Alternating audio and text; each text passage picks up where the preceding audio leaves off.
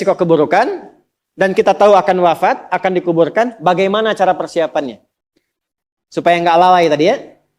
Maka Al-Mumtahanah ayat ke-13. Ya ayyuhalladzina amanu la tatawallaw qauman ghadiballahu alaihim. Qad ya'isu kama ya'isal kuffara min apa?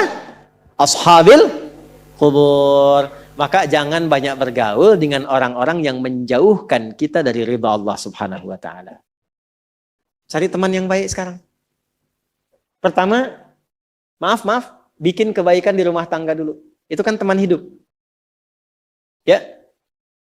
Awas, hati-hati. Kalau melihat istri kurang baik atau sebaliknya, jangan dihakimi, jangan difonisi. Justru Allah kirimkan antum itu untuk menebarkan kebaikan dan menyempurnakan kesemaan bersama.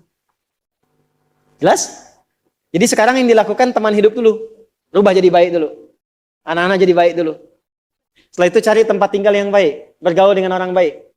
Antum yang kuliah cari teman yang baik. Antum yang kerja cari teman yang baik. Maaf.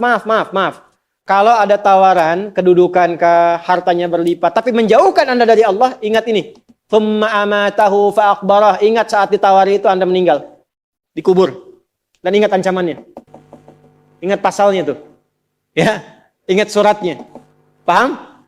Nah, karena itu masukkan ayatnya, jangan sekali-kali menjadikan keadaan di sekitaran kita justru memperkuat datangnya ancaman Allah dan nestapa saat kembali ke alam kuburnya. Bahkan orang-orang yang tidak beriman pun, yang buruk pun, yang beriman tapi maksiat pun, itu sejatinya ketika temannya masuk ke kubur nggak mau ikut-ikutan. Makanya disindir oleh Allah. Hei, kamu ini sadar nggak sih?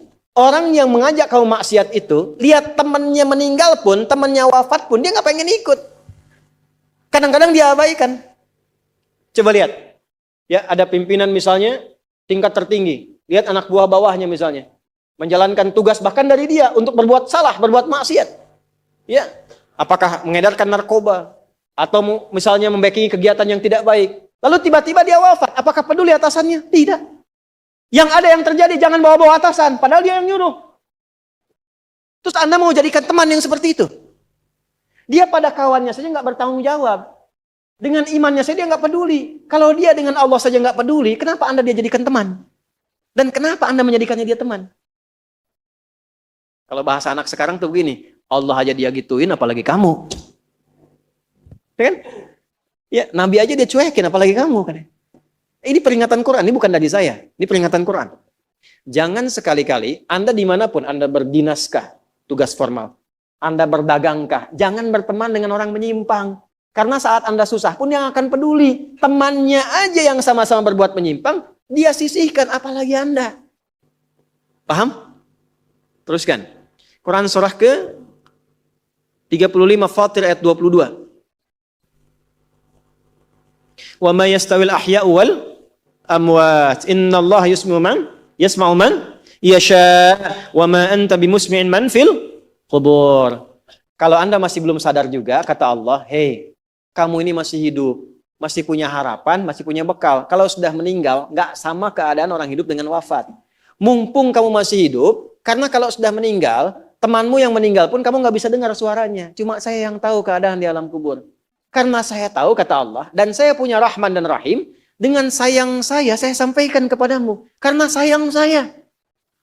Ibu maaf, kalau ada anak misalnya, ingin berbuat menyimpang, ibu cegah tidak? Kenapa? Karena ibu sayang. Karena itulah ibu saking sayangnya, maaf jangankan anak lahir, di dalam saat dikandung pun bukankah dijaga dari yang mafsadat? Dijaga dari yang merusak. Ibu kalau sedang mengandung, mau nggak makan makanan yang kotor? Makanan yang merusak? Tidak kan? Kenapa? Karena sayang kepada bayi yang dikandung, janin yang terkandung. Di tempatnya pun disebut oleh Allah dengan rahim. Karena ada rahim, dijaga betul. Miring kanan susah, kiri susah, telungkup nggak mungkin. Dijaga supaya apa? Supaya di dalamnya merasakan ketenangan. Karena apa? Karena ada tempat disebut dengan rahim. Nah, Allah itu sifat rahim melekat kepadanya.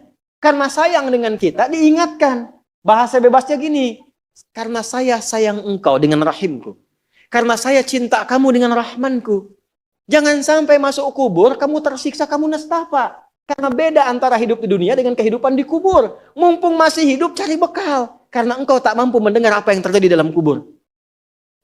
Jadi kalau tadi Allah sampaikan jangan bergaul dengan yang begini, jangan terlena dengan yang seperti ini, itu karena Allah sayang dengan kita. Itu saja. Jelas ya? Ya, jadi kalau nggak sayang, nggak akan mungkin diingatkan.